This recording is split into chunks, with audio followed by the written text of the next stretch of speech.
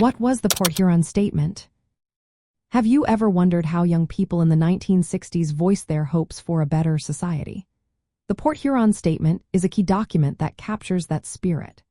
Created in 1960 by the Students for a Democratic Society, often known as SDS, this manifesto was largely written by Tom Hayden. It emerged during a time of great social and political upheaval in the United States, particularly during the Cold War. The Port Huron Statement was a response to the dissatisfaction many felt with the political and social order of the time. It criticized militarism, racial injustice, and the sense of alienation many Americans experienced. The document challenged the bipartisan agreement on foreign policy, especially the commitment to contain communism. It also opposed the growing involvement in the Vietnam War, which many viewed as unjust. One of the most important ideas introduced in the Port Huron Statement was participatory democracy.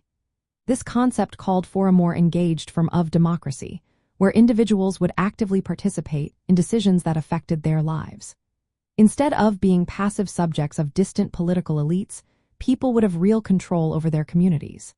This idea drew inspiration from New England town meetings, aiming to create a society where everyone had a voice. Interestingly, the statement moved away from traditional Marxist views that predicted an inevitable collapse of capitalism. Instead, it acknowledged the dangers of the nuclear age, emphasizing that future conflicts could lead to destruction rather than liberation. The authors sought a vision that combined personal responsibility with social reform, advocating for a society that was just and humane. From a socialist viewpoint, the Port Huron Statement represented a new way of thinking about socialism. It focused on democratic participation and social justice rather than rigid state control. The document highlighted the need to address racial inequality and economic injustice while opposing militarism and authoritarianism. The Port Huron Statement inspired many young activists to join movements against racial discrimination, the Vietnam War, and economic inequality.